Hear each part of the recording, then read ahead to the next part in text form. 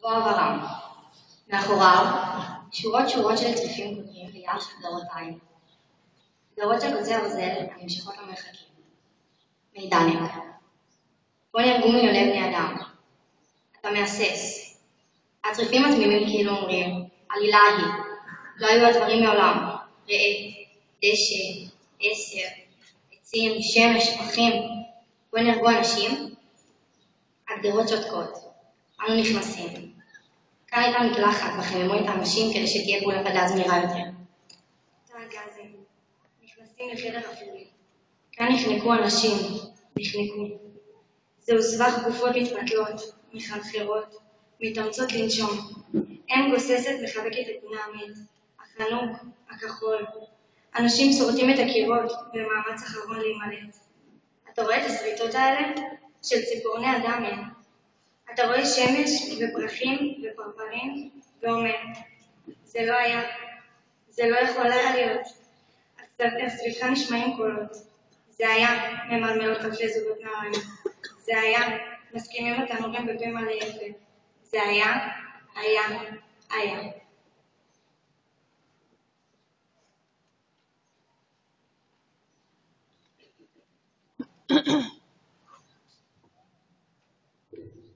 מתוך יומן מסע. לאורך כל המסע ישנה תחושה שיושבת אצלי בלב ובראש. זה לא היה, זה לא קרה, זה לא יכול להיות. אני יודעת שזה קרה. המשפחה של סבא שלי זו הוכחה בשבילי. אני יודעת שכל זה לא סתם. אבל אני עדיין לא מצליחה לדמיין את המצבים ואת הדברים שנעשו במקומות האלו, שביקרנו בהם, שבעצם הם היו וסבלו שם. ואנחנו רק הולכים בשאריות שנשארו מאז. אני לא מצליחה להאמין שהיו כל כך הרבה אנשים רעים ואכזריים, שעשו מעשים שהראש לא מוכן לתפוס. לא היה להם לב, להם לא היה משפחות, פשוט הלכו ורצחו 6 מיליון בני אדם מסכנים, שלא עשו דבר לאיש. אני בטוחה שהאנשים האלה לא שונים מהם, מהרוצחים. גם להם יש עיניים, ידיים, שיער, רגליים, אז אולי צבע העור שונה קצת. צבע העיניים שונה, אבל זו לא סיבה לרצוח. כשהסתיים המסע וחזרתי הביתה, סבתא שלי ישבה וסיפרה לי את הסיפור האישי שלה. פעם ראשונה שאני שומעת עליו. ואז התחלתי להבין שבאמת היו אנשים כאלה. סבתא שלי היא לא שקרנית. באמת עשו את זה. דבר אחד חשוב לי להגיד. תמיד צריך לזכור. לזכור ולא נשכח. מידנק. ירדנו והמשכנו בדרך השחורה. הדרך עצמה בצבע אפור חום, אבל אני בהחלט הבנתי למה קוראים לדרך השחורה. לפני שאפילו נכנסנו לתוך המחנה עצמו, עצרנו בבית מאבן. באמצע הדשא הפתוח, בית אחד לבן. שם גרו קארל ואלזה אוטנקורף, מפקדי המחנה. התיישבנו על מדרגות הבית הלבן, מחבקים את דגלי ישראל שלנו, ושמענו על תקומתם של אלזה וקארל במחנה העבודה. אלזה אהבה לרכב על הסוס היפה שלה, עם מחשוף עמוק. נגיד והאסיר במחנה הרים את מבטו, ישר היא רושמת את המספר שלו, וארוחת הערב מביאה לבעלה רשימת מספרים, ויום אחרי אותם אסירים הפסיקו לעבוד. היא הייתה סדיסטית וחולת נפש.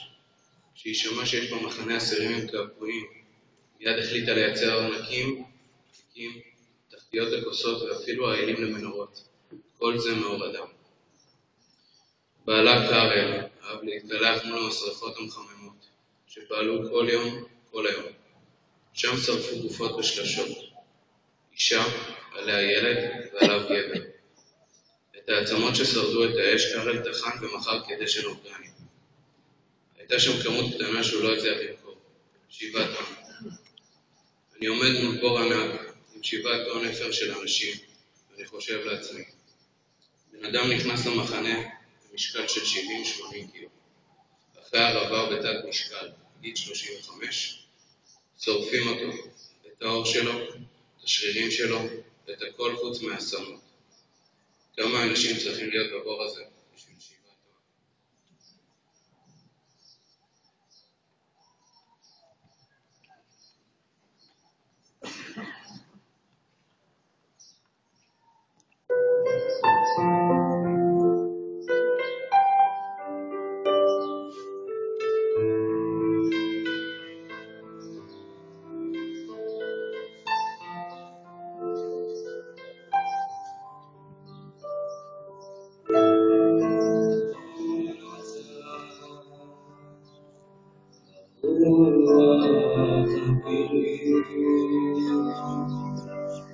ונמצא אותך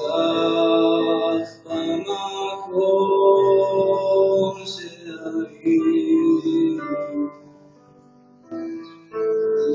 לפעמים לבי את קולך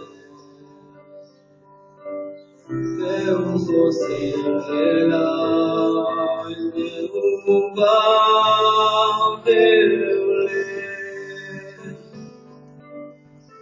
לפעמים את יודעת רק ירבחים זמן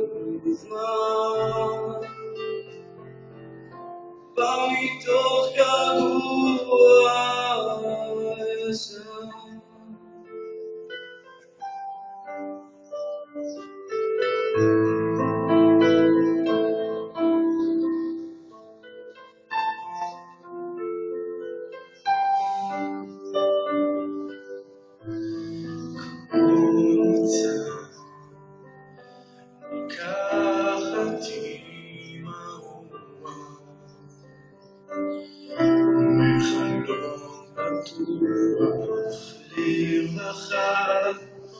ואת ביקשת לנוח הוא לא ידע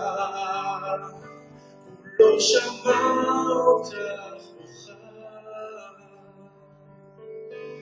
כאילו לא נרגע כל צחוקך משוגע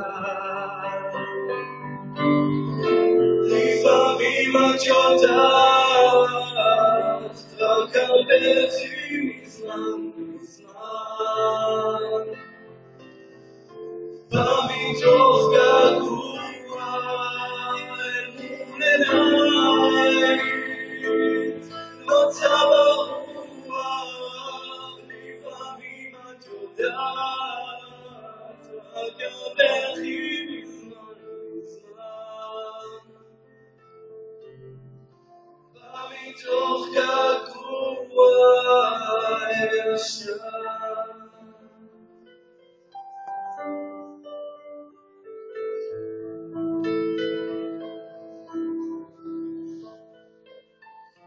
בא מתוך געגוע ישן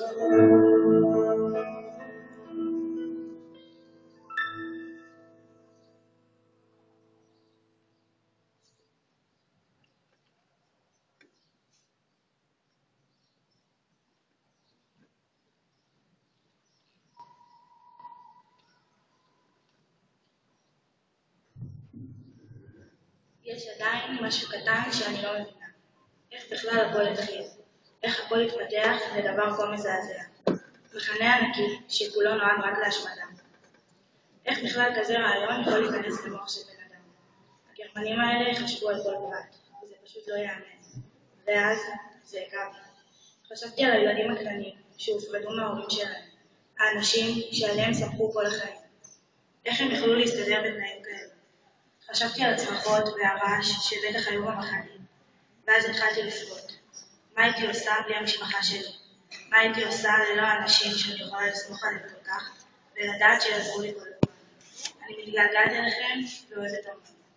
הביקור פה מקנה זווית חדשה לראייה על החיים. פתאום מתחילים באמת להעריך את כל מה שיש לך. פתאום הכל נראה שונה ולא מובן מאליו.